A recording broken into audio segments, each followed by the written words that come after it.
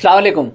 I am Zohaib Ahmad और आज हम बात कर रहे हैं पाकिस्तान और अफगानिस्तान के दरमियान ड्यूरेंट लाइन के इशू को लेकर जो तनाज़ात रहे हैं और जो कॉन्फ्लिक्ट है हम उसकी बात करने की कोशिश करेंगे। ड्यूरेंट लाइन कहा जाता है पाकिस्तान और अफगानिस्तान के दरमियान जो 2640 किलोमीटर का बॉर्डर है, इसको ड्यूरेंट लाइन कहा जाता है। और ये जो लाइन थी वो पहली दफ़ा ड्रॉ की गई 1893 में। ये जो दोनों आपको मूंछों और दाढ़ी वाले बंदे नजर आ रहे हैं, अमीर अब्दुल रहमान अफगानिस्तान के उस वक्त के अमीर थे और सर मॉर्टिमर ड्यूरेंट, इन दोनों के दरमियान उस वक्त सर मॉर्टिमर ड्यूरेंट जो है वो ब्रिटिश गवर्नमेंट के रिप्रेजेंटेटिव थे और ये जो है अफगानिस्तान के अमीर थे। उससे पहले इनके दरमियान जंगें वगैरह होती रही हैं जिसमें ब्रिटिशर्स को बहुत बुरी तरह से मार पड़ी। कहा जाता है एक बड़ा फेमस इंसिडेंट है कि कई हज़ार की फौज इन्होंने भेजी ब्रिटिशर्स ने अफगानिस्तान के ऊपर कब्जा करने के लिए और बदले में सिर्फ एक बच के वापस आया। अच्छा, इस एग्रीमेंट में दोनों पार्टीज ने इस बात पे एग्री किया not to exercise interference in the territories lying beyond this line. अब जो ब्रिटिशर्स थे उनको ये आज मिल गया कि हम जो है वो इस टेरिटरी से ऑनवर्ड नहीं जाएंगे और इस टेरिटरी से हमारे ऊपर इन्वेजन नहीं होंगे। ब्रिटिशर्स ने इस एरिया को, इस टेरिटरी को ऑक्युपाई करने की कोशिश की, नहीं कर सके। फिर उन्होंने इस बात को यूं लिया कि शायद हमें एग्रीमेंट के थ्रू इस मामले को सेटल कर देना चाहिए और उन्होंने सेटल कर दिया और नतीजा था Durand Line agreement. Durand Line agreement जो है वो फिर 1947 में जब पाकिस्तान बना तो उस वक्त भी ये अरेंजमेंट रहा। इंटरनेशनल लॉ ये कहता है कि अगर एक स्टेट जिसकी कुछ बाउंड्रीज हों वो टूट जाए और उससे आगे दो स्टेट्स बने और उन दो स्टेट्स में से किसी एक स्टेट की जो बॉर्डर का एग्रीमेंट होगा विद द थर्ड स्टेट, तो वो वैसे ही रहेगा जैसे पेरेंट स्टेट के पास था या जैसे पेरेंट स्टेट के अंडर उसका स्टेटस था, वो वैसे ही रहेगा और न्यू स्टेट के इमर्ज होने से बॉर्डर्स चेंज नहीं होंगे। तो ये इंटरनेशनल लॉ कहता है ड्यूरेंट लाइन के इंटरनेशनल स्टेटस के ऊपर, ड्यूरेंट लाइन के लीगल स्टेटस के ऊपर under the umbrella of international law. लेकिन ड्यूरेंट लाइन की वजह से जो है वो ट्राइबल्स को भी काफ़ी रिजेंटमेंट रही है। इसको हम देखेंगे डिफरेंट एस्पेक्ट्स में। बुनियादी तौर पे जब पाकिस्तान ने ड्यूरेंट लाइन को रेगुलेट करना शुरू किया अभी रिसेंट ईयर्स में, तो हमने देखा कि उससे पहले ये एक पोरस बॉर्डर था, एक लूज बॉर्डर था। तो दोनों तरफ के ऊपर जो बसने वाले लोग थे, पख्तून जो थे, एक तरफ केपी में या फाटा में भी पख्तून आबाद हैं और बॉर्डर या ड्यूरेंट लाइन के उस पार अफगानिस्तान में भी पख्तून आबाद है। शादियां भी आपस में की हुई हैं। बाज ऐसे हैं कि बिजनेस जो है वो पाकिस्तान में करते हैं, रहते वहां पे हैं, और ऐसे ही पाकिस्तान में बाज पख्तून घर यहाँ पे हैं, बिजनेस जो है वो अफगानिस्तान के शहरों में करते हैं। तो इस बॉर्डर को जब रेगुलेट किया गया या इसको जब फेंस किया गया या इसके ऊपर चेक लगाए गए तो ट्राइबल्स को बड़ा इसकी वजह से मसला हुआ।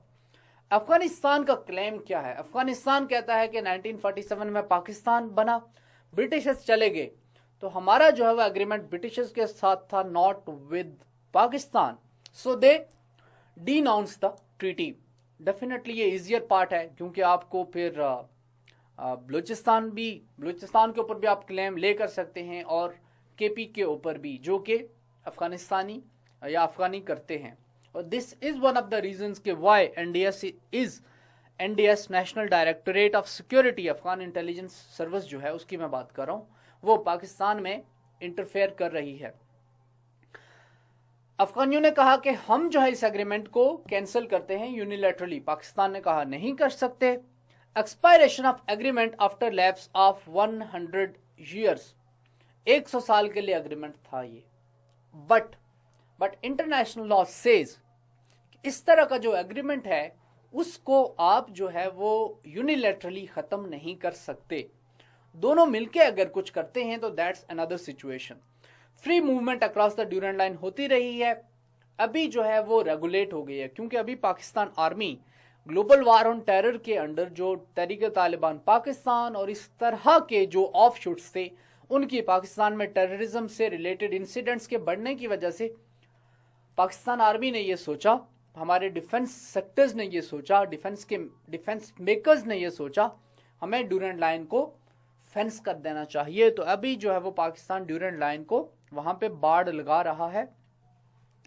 अफगानियों का क्लेम है कि हमने ग्रेटर पख्तूनिस्तान जो है वो बनाना है। अब ये जो ग्रेटर पख्तूनिस्तान का नारा है ये पाकिस्तान की इंटेग्रिटी और सालमियत के लिए खतरा है। Afghanistan after the expiration of Durand Line 1993। अब अफगानियों को देखें कि अभी ये जो है जो पाकिस्तान है वो ऐसे है, इस तरह से पाकिस्तान है। अभी ये आपको पाकिस्तान जो है वो ऐसे ऐसे पाकिस्तान नजर आ रही है, ये पाकिस्तान अभी एक्चुअली है। अगर आप ड्यूरेंट लाइन को खत्म करते हैं तो फिर ये रह जाता है, ये छोटा सा रह जाता है पाकिस्तान। पेशावर के ऊपर भी उनका क्लेम है और अफगानिस्तान और जो है वो बलूचिस्तान के ऊपर भी उनका क्लेम है। हिस्टोरिकली कभी ये अफगानिस्तान के हिस्ट्री में एम्पायर का पार्ट रहे हैं, but again history is not a good measure जिसकी वजह से आप प्रेजेंट को नापें। ऐसे तो फिर हम कहेंगे कि एक वक्त था हिंदुस्तान सारे का सारा हमारा था तो आप हिंदुस्तान हमें दे दें, ऐसा तो नहीं होता।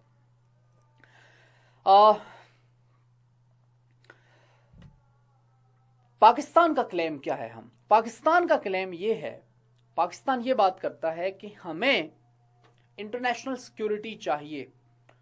पाकिस्तान का क्लेम ये है कि अफगानिस्तान में अगर स्टेबिलिटी होगी तो सारी दुनिया में स्टेबिलिटी होगी। पाकिस्तान का क्लेम ये है कि अगर एक स्टेबल अफगानिस्तान होता है तो उसकी वजह से फिर टेररिज्म की प्रोलिफरेशन नहीं होगी। और पाकिस्तान को अपनी इंटरनल सिक्योरिटी के मसाइल भी हैं, तहरीक तालिबान और स्पेशली दो ग्रुप्स की वजह से। एक तहरीक तालिबान पाकिस्तान है और दूसरा जो है वो इस्लामिक स्टेट खुरासान प्रोविंस है, दाइश का वो ग्रुप जो कि अफगानिस्तान में आबाद है। ड्यूरेंट अकॉर्ड, पाकिस्तान का क्लेम यह है कि ड्यूरेंट लाइन का जो एग्रीमेंट है उसमें कोई टाइम लिमिट नहीं थी और ट्राइबल एलिजेंस पाकिस्तान में जो केपी के जो ट्राइबल्स हैं उन्होंने 1946 में रेफरेंडम के थ्रू पाकिस्तान में शामिल होने का डिसीजन लिया। तो इसका मतलब है कि ये अब पाकिस्तान की टेरिटरी है और जो अफगानी है उनका क्लेम गलत है। मेजर पावर्स जो अफगानिस्तान में इन्वॉल्व हैं वो हैं चाइना, रशिया, ईरान, यूएसए और इंडिया। ये जो मेजर पावर्स हैं इनके कंसर्न्स हैं अफगानिस्तान को लेकर और इंटरनेशनल सिक्योरिटी को लेकर। अब एक तरफ तो हमने ड्यूरेंट लाइन की बात कर ली, अब हम अफगानिस्तान की जनरल सिचुएशन और अफगानिस्तान की इंपॉर्टेंस की बात करेंगे। सबसे पहले आप ये देखें कि मेजर कंसर्न्स क्या हैं, ये जो तमाम स्टेक होल्डर्स हैं इनके। चाइना के कॉन्टेक्स्ट में मैं पहले बात कर चुका हूं एक वीडियो लेक्चर में, ईस्ट तुर्किस्तान इस्लामिक मूवमेंट को लेके कंसर्न्स हैं और टेररिज्म के प्रोलिफरेशन के कंसर्न्स हैं। रैट्स की भी मैं बात कर चुका हूं शंघाई कोऑपरेशन ऑर्गेनाइजेशन के टॉपिक के अंडर। मेजर कंसर्न्स ये हैं कि वार ऑन टेरर जो है वो खत्म हो जाए, स्टेबल पाकिस्तान हो और फ्रेंडली गवर्नमेंट हो। कहां पर? अफगानिस्तान में। पाकिस्तान स्टेबल क्यों हो? क्योंकि न्यूक्लियर पावर है। टेररिस्ट के हाथ में अगर न्यूक्लियर बम्स चले जाते हैं तो ग्लोबल सिक्योरिटी को खतरा है। बॉर्डर पोरस है तो इन्फिल्ट्रेशन होती है और एक्सफिल्ट्रेशन होती है। टेररिस्ट का इनफ्लो और आउटफ्लो इजीली होता है, इसको इन्फिल्ट्रेशन और एक्सफिल्ट्रेशन कहते हैं। तो इन्फिल्ट्रेशन जो जब पाकिस्तान में होगी तो पाकिस्तान में इंसिडेंट्स होंगे तो पाकिस्तान डिस्टेबल होगा, जिसकी वजह से फिर रीजनल सिक्योरिटी के लिए इंप्लीकेशंस हैं। Operations along Durand Line, Pakistan ने ऑपरेशंस किए हैं, ज़रबुल अज़्ब किया है, ऑपरेशन रद्दुल फसाद किया है, ऑपरेशन राह रास्त किया है, शवाल 1 ऑपरेशन किया है, शवाल 2 ऑपरेशन के। पाकिस्तान ने multiple Wana operation, again that is against Baloch insurgency, but Pakistan ने मल्टीपल ऑपरेशंस किए हैं। ओपनिंग अप ऑफ 2 फ्रंट्स, ये एक और मसला है हमारे लिए। कैसे? एक तरफ हमारे राइट साइड पे इंडिया है, हॉस्टाइल हमेशा, आपको उसका मुझे ज्यादा बताने की जरूरत नहीं है। हमारे वेस्ट में है अफगानिस्तान, अब वो भी हमारे साथ हॉस्टाइल है, तो हम जो है वो दोनों तरफ से पिस जाते हैं। तो दरमियान में ये पाकिस्तान है, यहां पे इंडिया है और यहां पे अफगानिस्तान है। इमेजिन कि दोनों जो है वो पाकिस्तान के खिलाफ जो है वो एक ही टाइम पे मिलिट्री एक्शन शुरू कर दें तो पाकिस्तान फंस जाएगा, दरमियान में पिस जाएगा। इसको आप कहते हैं सिक्योरिटी के टर्म्स में पिंसर मूवमेंट। तो पाकिस्तान पिंसर मूवमेंट जो है वो अफोर्ड नहीं कर सकता, तो ये कंसर्न है पाकिस्तान का। दैट इज वाई पाकिस्तान जो है वो स्टेबिलिटी चाहता है ड्यूरेंट लाइन की, और that is why Pakistan consider करता है अफगानिस्तान को कि ये अफगानिस्तान स्टेबल होना चाहिए और हमारा अपना फायदा है। So opening up of two fronts, ये मसला है पाकिस्तान को। और इंडियन इन्फ्लुएंस अफगानिस्तान में वैसे भी ऑब्वियसली इंडिया अगर अफगानिस्तान में ग्रो करता है तो वो हमारे लिए खतरनाक है। पश्तून नेशनलिज्म को इससे हवा मिलती है। पश्तून तहफ़्फ़ुज़ मूवमेंट और उनकी लीडरशिप के अफगानिस्तान में लिंक्स विद NDS ISPR की इसके ऊपर स्टेटमेंट्स, ये एनफ है इस पॉइंट को प्रूव करने के लिए कि पश्तून नेशनलिज्म जो है वो थ्रेटन कर सकता है पाकिस्तान की सिक्योरिटी को, इंटेग्रिटी को। ड्रग फ्लो होता है, आर्म्स का फ्लो होता है, और अफगान रेफ्यूजी का मामला जो है वो दोनों ममालिक के दरमियान बहुत इंपॉर्टेंट इशू की हैसियत रखता है। बिकॉज रेफ्यूजीज जो है वो अफगानिस्तान में मिलियंस ऑफ रेफ्यूजीज बैठे हुए हैं। हम ट्राईपार्टिट एग्रीमेंट के तहत UNHCR के मुताबिक उनके जो यहाँ पे स्टे है उसकी एक्सटेंशन बढ़ाते रहते हैं, 6 महीने साल बढ़ा देते हैं, but they can not stand for ever in Pakistan, और रेफ्यूजीज को रिपाट्रिएट करना पड़ेगा। रेफ्यूजीज की यहाँ पे प्रेजेंस की वजह से हमारी सोसाइटी के ऊपर भी इम्पैक्ट्स हो रहे हैं, हमारी इकोनॉमी के ऊपर इम्पैक्ट्स हो रहे हैं, हमारी हेल्थ के ऊपर इम्पैक्ट्स हो रहे हैं, हमारे नेशनल इंडिकेटर्स के ऊपर इम्पैक्ट्स हो रहे हैं। और given all this in the background of Afghanistan में जो एंटी पाकिस्तान सेंटिमेंट है उसको गेज करने की अगर आप कोशिश करें तो your mind would be boggled. तो ये सारी सिचुएशन को अगर आप सामने रखें, अब जो नया ट्रबल्स पार्ट है अफगानिस्तान में, आज जब हम बात कर रहे हैं post 2001 global war on terror के ऊपर बात शिफ्ट हो गई। आज जब हम बात करते हैं 2019 या 2020 में, तो USA का विड्रॉल अफगानिस्तान से जो है वो मेन कंसर्न है। पाकिस्तान को क्या करना चाहिए? बॉर्डर को डिमार्केट करें ऑफिशियली और होली, वो हम कर रहे हैं। अफगानिस्तान के साथ जो बॉर्डर है, ड्यूरेंट लाइन है, उसको हम सील कर रहे हैं, फेंसिंग कर रहे हैं। कंट्रोल्ड क्रॉसिंग पॉइंट्स, ये काम हम कर रहे हैं तुरहम पे, और ये काम हम कर रहे हैं चमन के ऊपर। रिपाट्रिएशन ऑफ अफगान रेफ्यूजीज, UNHCR के साथ मिलके हमें एग्रीमेंट जो है वो साइन करना चाहिए और कोशिश करनी चाहिए कि जैसे 2017 में, 2018 में हुआ, 2016 में हुआ, अभी भी जो है रिपाट्रिएशन का प्रोसेस स्पीड अप हो सके। Use of renewed alliance with international community, हमें इंटरनेशनल कम्युनिटी की सपोर्ट की जरूरत है, अदरवाइज हम 4 मिलियन अफगान रेफ्यूजीज को सपोर्ट नहीं कर सकते। US सिक्योरिटी असिस्टेंस, पाकिस्तान को काउंटर टेररिज्म में USA ने जो असिस्टेंस है वो सारी बंद कर दी है, इंडिया के साथ उनके अलायंस की वजह से, कश्मीर की वजह से, और चाइना पाकिस्तान इकोनॉमिक कॉरिडोर की वजह से। तो हमें USA की मदद से और इंटरनेशनल कम्युनिटी की तरफ से हमें वो असिस्टेंस दोबारा चाहिए। We need to keep a check on increasing Indian influence in Afghanistan। और लास्ट जो है बट नॉट द लीस्ट, फाटा का मर्जर हो चुका है, उसके बाद फाटा में डेवलपमेंट को प्रायोरिटाइज करना है। अदरवाइज हमारी नेचुरल टेंडेंसी है, नेशनल टेंडेंसी है कि हम एक स्टेप आगे लेते हैं, 5 पीछे लेते हैं। USA और इंटरनेशनल कम्युनिटी को क्या करना है? सबसे पहले जो है वो बॉर्डर डिमार्केशन जो है वो के मामला जो है पाकिस्तान और अफगानिस्तान के दरमियान, इसको रिजॉल्व करें। फ्रीक्वेंट बॉर्डर मीटिंग्स और इंटेलिजेंस शेयरिंग विद पाकिस्तान। अगर विड्रॉल का एग्रीमेंट हो जाता है या अफगान पीस प्रोसेस के अंडर कोई डील हो जाती है, उसके बाद भी USA यहां से कंप्लीटली विड्रॉ नहीं करेगा। अब अगर ऐसी सिचुएशन रहती है तो पाकिस्तान के साथ इंटेलिजेंस शेयरिंग के एग्रीमेंट के थ्रू USA अफगानिस्तान में अपनी प्रेजेंस को स्ट्रॉन्गर बना सकता है। US-led coalition forces should establish posts on the Afghanistan side of the frontier to seal the border। Border को सील करें ताकि इनफ्लो और आउटफ्लो ना हो टेररिस्ट का। ट्रूली नेशनल आर्मी अफगानिस्तान के लिए बिल्ड करने की जरूरत है, और पाकिस्तान को फाटा को डेवलप करने के लिए, पाकिस्तान के ट्राइबल एरियाज को डेवलप करने के लिए USA को पाकिस्तान को सपोर्ट देनी चाहिए और पाकिस्तान की इंटरेस्ट को समझना चाहिए। अब हम अपनी वीडियो के लास्ट पार्ट में बात करेंगे अफगानिस्तान की स्ट्रेटेजिक इंपॉर्टेंस की। सबसे पहले जो है वो अफगानिस्तान न्यू ग्रेट गेम का सेंट्रल पार्ट है।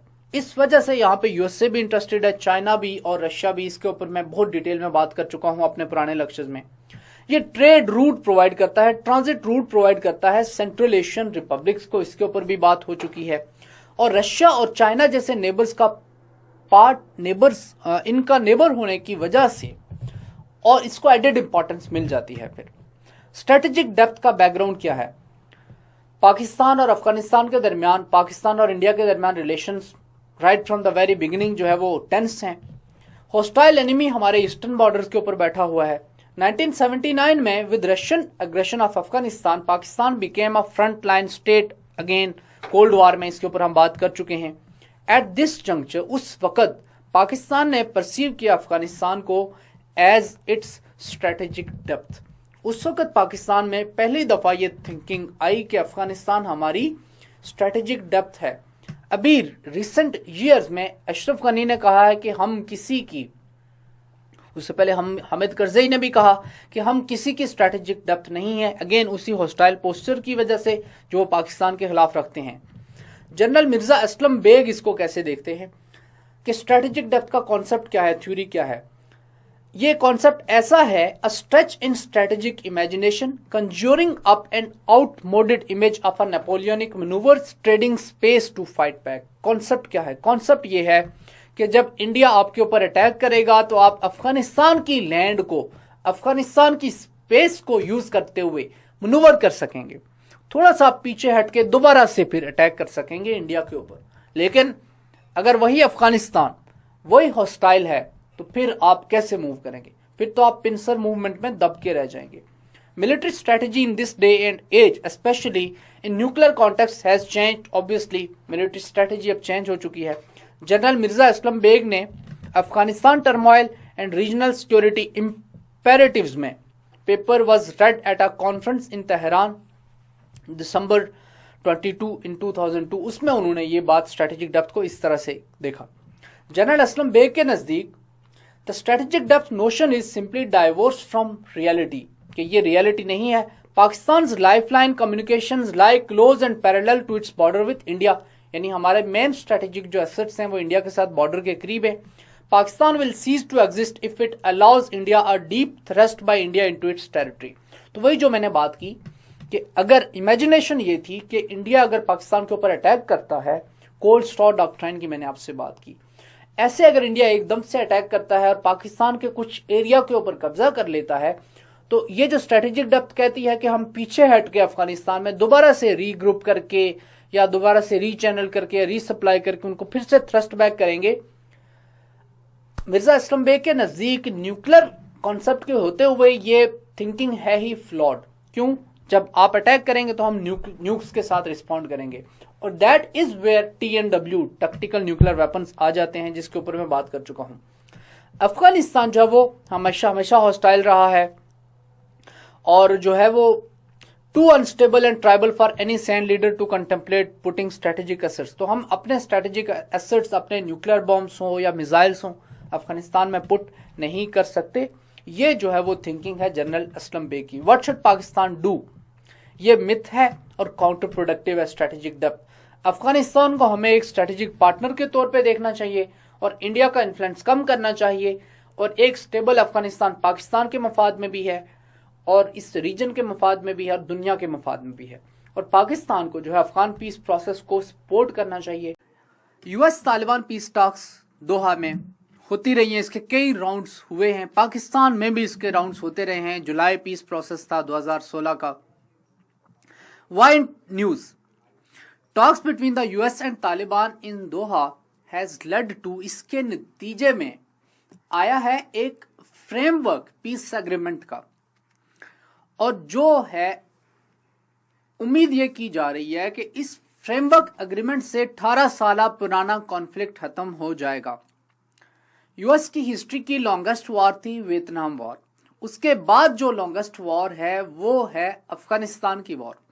और जैसे अफगानिस्तान से USSR को 8-9 सालों के बाद विड्रॉ करना पड़ा, ऐसे ही USA को अफगानिस्तान से 18 साल 19 साल के बाद विड्रॉल करना पड़ रहा है।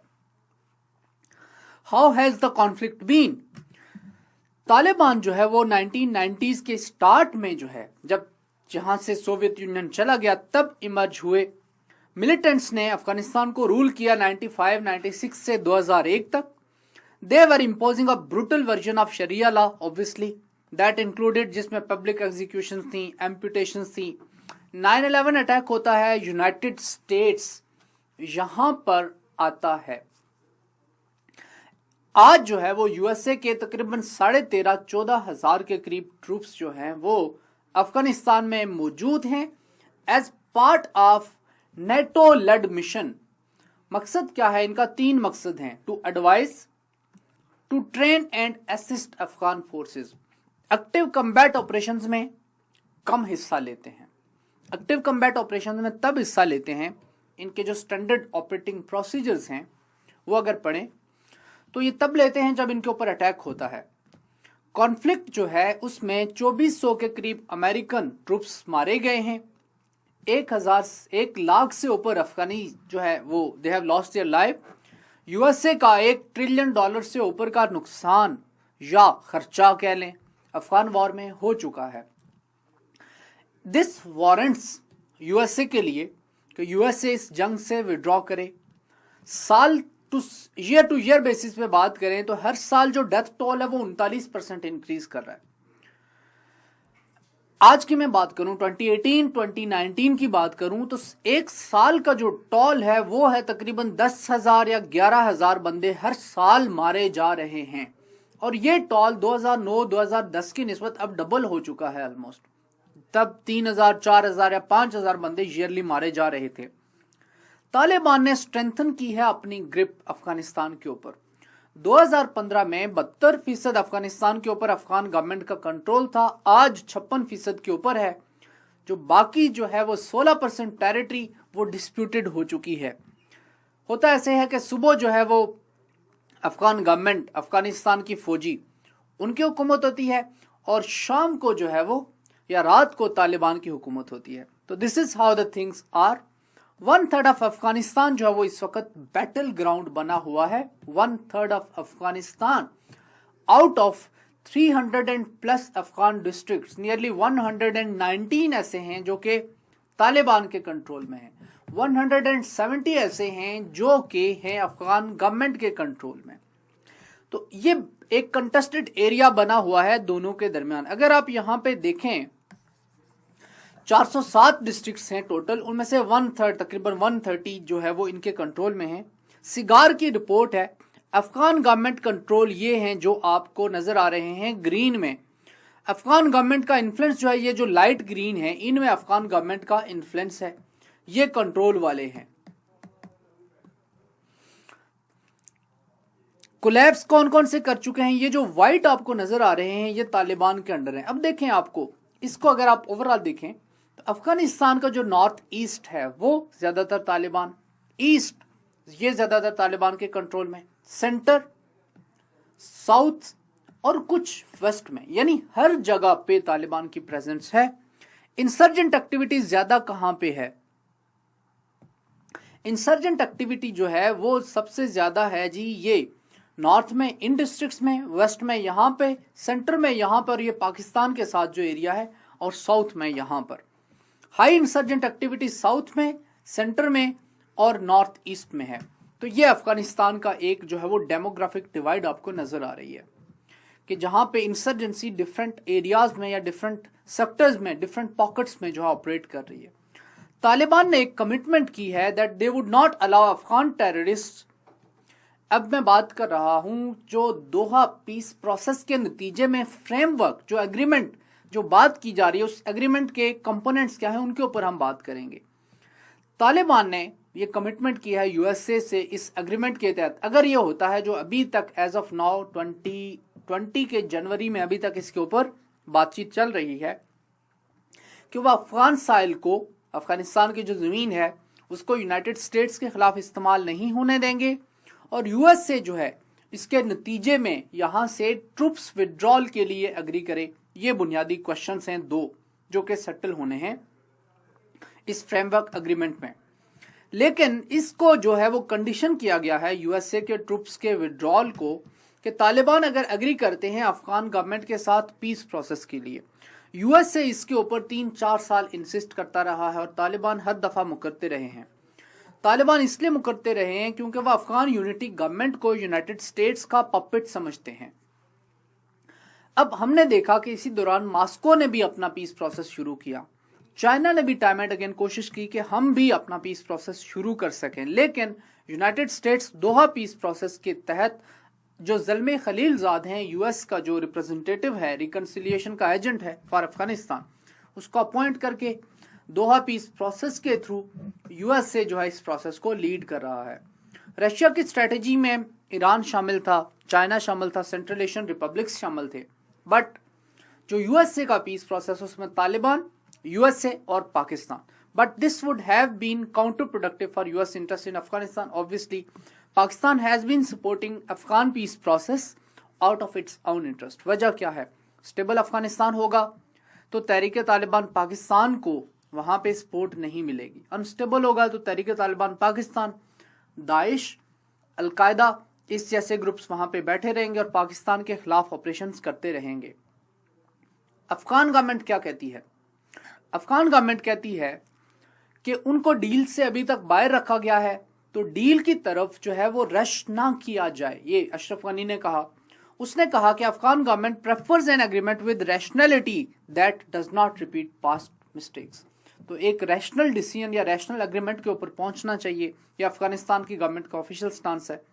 अशरफ गनी ने तालिबान से कहा है कि वो अफगान गवर्नमेंट के साथ डायरेक्टली इंगेज हों, बट अगेन तालिबान की इंसिस्टेंस कि हम नहीं इंगेज होंगे। अब इंटरेस्टिंग बात यह है कि जब तक तालिबान एग्री नहीं करते, यूएसए भी एडामेंट है, अफगान गवर्नमेंट भी एडामेंट है, but Taliban maintain that without a US withdrawal, पहले विड्रॉल होगा फिर जो है वो एग्रीमेंट होगा, उसके बाद जो है वो प्रोग्रेस नहीं हो सकती बाकी इश्यूज के ऊपर। What next? ये बात अगर आप रिपोर्ट्स पढ़ें तो ये बात पता चलती है, न्यूज रिपोर्ट्स की बात कर रहा हूं, कि एक यूएस के थिंक टैंक ने एक फ्रेमवर्क एग्रीमेंट फार्मुलेट किया, एक ड्राफ्ट तैयार किया। उसके मेन कंपोनेंट्स क्या थे? An 18 month transitional government install की जाएगी that will oversee power sharing between Taliban and Afghan government, या अफगानिस्तान की अभी जो गवर्नमेंट है और तालिबान के दरमियान पावर शेयरिंग का जो फार्मूला है या अरेंजमेंट है, उसको एक इंटरिम और ओवरसियर गवर्नमेंट बना के जो 18 महीने के लिए ट्रांजिशन के प्रोसेस को देखेगी। दूसरा था कि यूएस की जो असिस्टेंस है अफगानिस्तान को वो प्रोवाइड की जाएगी, military assistance, economic assistance, development assistance. Third point ये था कि हाई उलमा काउंसिल क्रिएट की जाएगी, जो कि इंटरिम गवर्नमेंट, जो ट्रांजिशनल गवर्नमेंट एस्टेब्लिश की जाएगी, उसके साथ मिलके कॉन्स्टिट्यूशन में, अफगानिस्तान के कॉन्स्टिट्यूशन में चेंजेस के लिए कोशिश करेगी, उसके लिए जो है चेंजेस को डिस्कस करेगी। फोर्थ, तालिबान के तमाम लीडर्स के लिए एमनेस्टी, जो भी उन्होंने पुराने एक्शंस किए उसके खिलाफ उनको इम्यूनिटी या प्रोटेक्शन दे दी जाएगी। पांचवा, तालिबान जो है वो टेररिस्ट ग्रुप्स, स्पेशली अलकायदा जैसे ग्रुप्स के साथ अपना लिंक जो है वो खत्म करें और उनको अपने अफगानिस्तान में जमीन इस्तेमाल करने की इजाजत ना दें, सपोर्ट ना दें। छठा, बदले में यूएसए जो है वो तालिबान के प्रिजनर्स को जो ग्वांटानामो बे में हैं या किसी और जेल में बगराम बेस में हैं, उनको रिलीज करे। सेवेंथ इसका पॉइंट था formation of an impartial team to implement the draft deal. एक इम्पार्शियल टीम बनाई जाएगी जिसका काम होगा कि वो ड्राफ्ट डील को जो है वो उसने मॉनिटर करना था, ड्राफ्ट डील को इम्प्लीमेंट करना था। करंट सिचुएशन क्या थे? पीस प्रोसेस चलता रहा। सितंबर में हमने देखा कि सितंबर में तालिबान के अटैक के नतीजे में यूएसए का एक मैरीन, एक फौजी उनका मारा गया। ट्रंप ने बदले में एकदम से ऐलान कर दिया कि हम दोहा पीस प्रोसेस से पुल आउट करते हैं। अब दोहा पीस प्रोसेस अगस्त सितंबर 2019 में एक हायर स्टेज के ऊपर पहुंच चुका था और बहुत सारी चीजों के ऊपर बात हो चुकी थी, एग्रीमेंट हो चुका था और डेफिनेटली वो पाकिस्तान की सपोर्ट के साथ हुआ था। ट्रंप ने एकदम से पुल आउट किया, जैसे ट्रंप की आदत है। उसके बाद फिर जो है वो कुछ अरसे के बाद ये प्रोसेस स्टार्ट हो गया। ज़ल्मे खलीलजाद को जो यूएस एनवाई है फॉर रिकन्सिलिएशन इन अफगानिस्तान, इसने दिसंबर 2019 में अफगानिस्तान विजिट किया। 2 दिन का विजिट था। उसको इसने कहा कि प्रोडक्टिव विजिट रहा है मेरा। वो मिला अशरफ गनी से, अब्दुल्ला से और जो पहले प्रेसिडेंट हामिद करजई, इनसे मिला। अफगान गवर्नमेंट ने साथ साथ पाकिस्तान के साथ भी इंगेज किया। तो खलीलजाद का जो है वो ये लेटेस्ट विजिट जो है, उसके बाद से नेगोशिएशंस दोबारा से स्टार्ट हो चुकी हैं। तो सितंबर 2019 में यूएसए ने जो प्रोसेस रोका था, उसके बाद अब नेगोशिएशंस दोबारा से स्टार्ट हो चुकी हैं। अफगान गवर्नमेंट को पाकिस्तान के साथ सबसे बड़ा कंसर्न जो है वो है सेफ हेवन्स का। बुनियादी तौर पे दो इश्यूज हैं जो अफगान गवर्नमेंट या एनडीएस या अशरफ गनी की गवर्नमेंट पाकिस्तान से चाहती है। पहला वो ये चाहते हैं कि पाकिस्तान जो है कोयटा शूरा को अबेंडन करे या कोयटा शूरा के नाम पे तालिबान के जो लोग यहाँ पे तालिबान की लीडरशिप जो पाकिस्तान के मुख्तलिफ इलाकों में रहती है या बेस्ड है या जिसको पाकिस्तान सपोजिटली सपोर्ट प्रोवाइड करता है, उनको पाकिस्तान एक्सपेल करे यहाँ से, उनके सेफ हेवन्स खत्म करे। और दूसरा उनका कंसर्न है हक्कानी नेटवर्क को लेकर, और ये ऐसी चीजें हैं जिसके यूएसए को भी कंसर्न हैं, बट अफगान गवर्नमेंट डेफिनेटली उनको ज्यादा कंसर्न इसलिए हैं क्योंकि यूएसए तो यहाँ से विड्रॉ करने जा रहा है, बट अफगान गवर्नमेंट को यहाँ पे ही रहना है। Ceasefire is only possible when an agreement is reached, this is Taliban point of view कि पहले एग्रीमेंट साइन करें फिर हम सीज फायर करेंगे, अदरवाइज हम ऑपरेशन। मजे की बात हमें नजर आता है, एक तरफ दोहा में पीस टॉक्स हो रही हैं, वहां पे कभी तालिबान कंदूज के ऊपर अटैक कर देते हैं, कभी काबुल में किसी जगह पे बम्बिंग कर देते हैं। खलील जाद का जो ट्रिप है काबुल में, that came after a US and Taliban, इन्होंने दोहा में टॉक्स को रोक दिया था बग्राम बेस के ऊपर जब अटैक हुआ लास्ट वीक में, that killed 2 Afghan civilians and wounded more than 70। दो इससे सिविलियंस इस अटैक में जो है वो जख्मी हुए, ये दिसंबर की ही बात है, और 70 के करीब जो है वो लोग जख्मी हुए। The talks resumed earlier this month after US president Trump made a surprise Thanksgiving day trip to visit the American soldiers. वो अफगानिस्तान आया, उसने ट्रिप किया अफगानिस्तान का, ट्रंप की बात कर रहे हैं। Trump had started called off the talks in September following a Taliban attack in Kabul that killed a US soldier.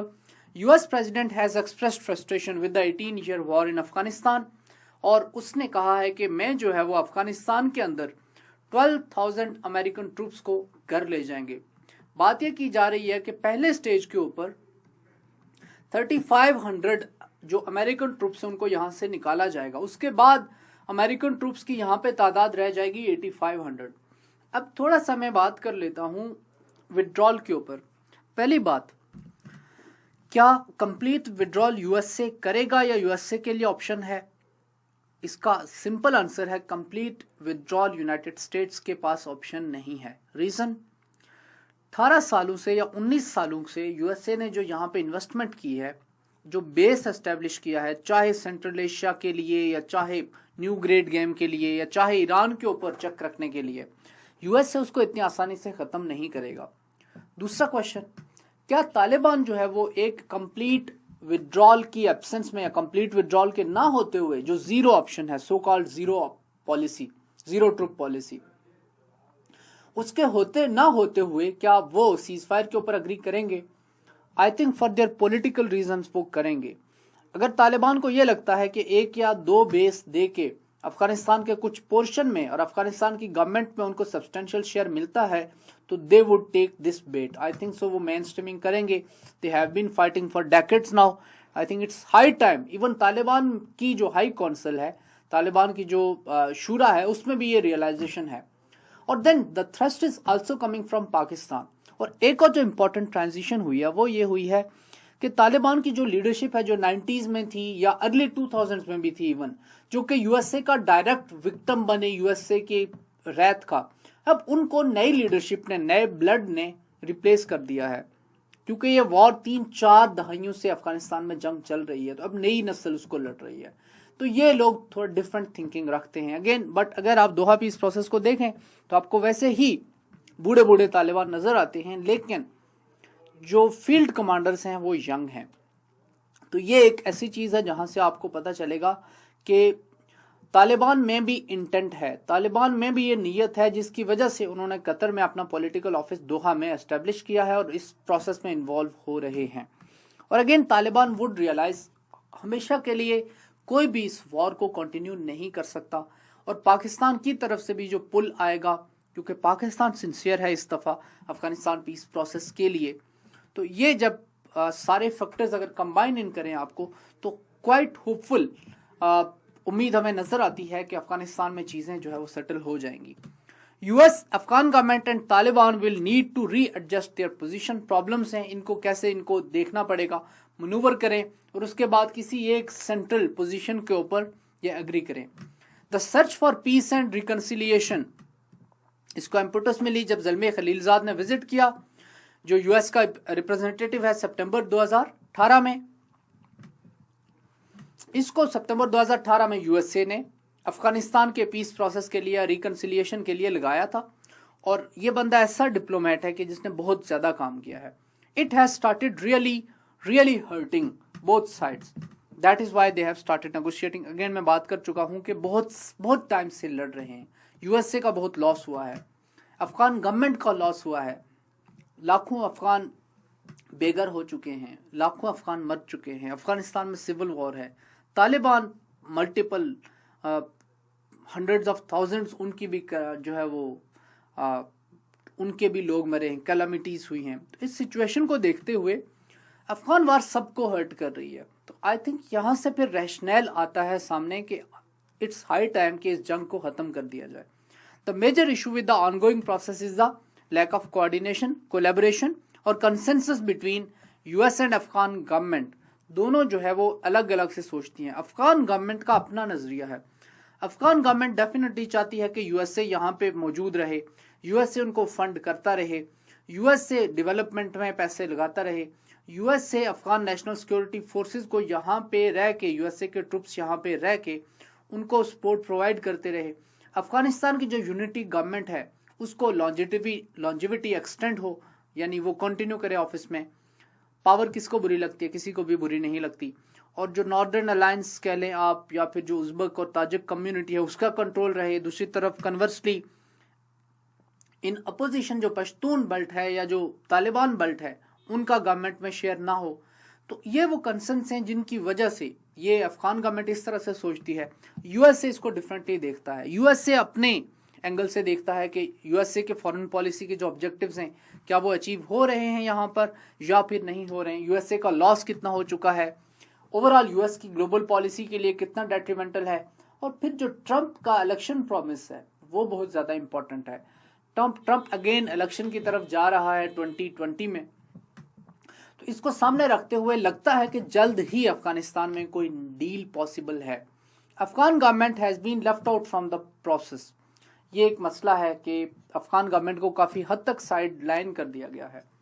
Again even अगर अफगानिस्तान में गवर्नमेंट को भी साइड लाइन कर दिया जाता है और अफगानिस्तान फिर एक दफा सिविल वॉर में चला जाता है, देन पीस डील का कोई मकसद नहीं होगा। फिर पाकिस्तान को भी वो बेनिफिट्स हासिल नहीं होंगे, यूएसए को भी वो बेनिफिट्स हासिल नहीं होंगे। इस तरह के सिविल वॉर की सिचुएशन में यूएसए यहाँ पर अपने बेसिस एस्टेब्लिश नहीं कर सकेगा, अपने बेसिस सस्टेन नहीं कर सकेगा। पाकिस्तान अगेन वहां पे अफगानिस्तान में टर्मोइल होगा तो तहरीके तालिबान पाकिस्तान या दाइश जैसे ग्रुप्स यहाँ पे परवरिश पाएंगे, फिर पाकिस्तान के ऊपर अटैक करेंगे। अफगानिस्तान में आपको पता है कि अफगानिस्तान के बॉर्डर के पार से पाकिस्तान आर्मी के ऊपर हमले होते रहे हैं, जिसमें टाइम एंड अगेन हमारे कई जवान भी शहीद हुए हैं। तो ये भी हमारे लिए सिक्योरिटी का थ्रेट भी है। ऑप्शंस क्या हैं? यूएसए के लिए ऑप्शन है कि जल्द से जल्द एक एग्रीमेंट साइन किया जाए और ट्रंप नेक्स्ट इलेक्शन जीते, उसके फायदे की बात है। अफगानिस्तान के पास क्या ऑप्शन है? अब यहाँ अफगानिस्तान से मेरी मुराद है अफगान गवर्नमेंट। अफगान गवर्नमेंट के लिए ये ऑप्शन है कि वो जो अफगानिस्तान का पीस प्रोसेस चल रहा है, यूएसए जिसको स्टीयर कर रहा है, उसके अलावा भी तालिबान के साथ अपने लेवल के ऊपर, बायलैटरल लेवल के ऊपर तालिबान के साथ इंगेज हों। तालिबान के जो लोग इन्होंने कैद किए हुए उनको छोड़ें, कॉन्फिडेंस बिल्डिंग मैय्यत्स के ऊपर काम करें और एक पावर शेयरिंग डील के ऊपर रीच करने की कोशिश करें। मींस कंटूर्स तो दें, बुनियादी फ्रेमवर्क तो दें कि हम ये डिपार्टमेंट या ये और ये मिनिस्ट्रीज आपको देने के लिए अग्री हैं और हम ये डिस्ट्रिक्ट्स, इनमें आप अपनी गवर्नमेंट बनाएं, यहाँ पे हम अपनी। तो अगर ये clearly worked out strategy they देते हैं तो मुश्किल नहीं है तालिबान को इंगेज करना। दूसरी तरफ जो अफगानिस्तान की गवर्नमेंट के लिए इंपॉर्टेंट ये है, अफगान नेशनल सिक्योरिटी फोर्सेस की सस्टेनेबिलिटी के ऊपर काम करना बहुत ज्यादा इंपॉर्टेंट है। 300,000 से ज्यादा की ये फोर्स है, बट स्टिल ये फोर्स अभी तक सेल्फ सस्टेनिंग नहीं है। डिफेक्शंस का रेट बहुत ज्यादा है और बाज दफा तो इनके बाज ट्रूप्स ने अफगान नेशनल सिक्योरिटी फोर्सेस के अपने ही साथियों के ऊपर फायर खोल दिया। तो इस तरह की जो चीजें हैं उनके होते हुए अफगानिस्तान स्टेबल नहीं रह सकता। अगर यूएसए विड्रॉ करता है तो अफगानिस्तान के national security forces can not hold Afghanistan intact and this realisation is very much deeply rooted, Afghan government को भी पता है। तो अफगानिस्तान के लिए ऑप्शन अगेन तालिबान के साथ इंगेज करना है और यूएसए को ये बावर कराना है कि यूएसए भी अफगान गवर्नमेंट हाईली करप्ट है, that is already a problem. Ashraf Ghani, उसके साथ ही अब्दुल्ला सारे तमाम जो मिनिस्टर्स हैं, वॉरलॉर्ड, सारे के सारे करप्ट हैं। तो इन प्रॉब्लम्स को सामने रखते हुए कोई वर्केबल सोल्यूशन इनको बैठ के इसके ऊपर काम करना पड़ेगा। तालिबान के पास ऑप्शंस बहुत सारे हैं। तालिबान अपनी वॉर ऑफ अट्रिशन को कंटिन्यू कर सकते हैं, उनका स्प्रिंग ऑफेंसिव बहुत अच्छा जाता है। यूएसए को वो ब्लीड कर रहे हैं, कर सकते हैं। अफगान गवर्नमेंट को वो डैमेज कर रहे हैं, कर सकते हैं। अफगानिस्तान में सिविल वॉर, मुख्तलिफ डिस्ट्रिक्ट्स के ऊपर अपना कंट्रोल रख सकते हैं। बट एंड इन साइट क्या है? क्या हमेशा के लिए जंग लड़ी जा सकती है? नो। वॉर और पीस फॉलो अप करते हैं, एक नेचुरल कॉन्सिक्वेंस है, एक दूसरे के बाद आते हैं। तो तालिबान को कभी ना कभी तो अग्रीमेंट की बात करनी पड़ेगी, कभी ना कभी तो नेगोशिएशंस पे आना पड़ेगा। और last but not least Pakistan के लिए फायदे की बात है। अगर यूएसए यहाँ से विड्रॉ करता है तो पाकिस्तान के लिए हेल्पफुल होगा। अफगानिस्तान स्टेबल होता है तो सीपक भी स्टेबल होगा। अगर अफगानिस्तान स्टेबल होता है तो चाइना का भी फायदा है। अगर अफगानिस्तान स्टेबल होता है तो पाकिस्तान में टेररिस्ट अटैक्स नहीं होंगे। एक स्ट्रांग और स्टेबल अफगान गवर्नमेंट जिसमें तालिबान का भी शेयर हो और अफगानिस्तान की यूनिटी गवर्नमेंट के रिप्रेजेंटेटिव्स का भी शेयर हो, ताजिक्स भी हों, उज़्बेक्स भी हों, पख्तून भी हों, वो अगर तहरीक तालिबान पाकिस्तान की जो मेन लीडरशिप है, उनके जो मेन फाइटर्स हैं, उनको पकड़ के पाकिस्तान के हवाले कर दें तो पाकिस्तान में दहशतगर्दी का खात्मा एक ही दिन में हो जाएगा। ये एक ऐसा बारगेन है कि जो पाकिस्तान के लिए शायद एनफ रीजन प्रोवाइड करता है कि पाकिस्तान अफगान पीस प्रोसेस को अनकंडीशनली सपोर्ट करे। इसके साथ ही मैं टॉपिक को कंक्लूड करता हूँ। अपना ख्याल रखिएगा।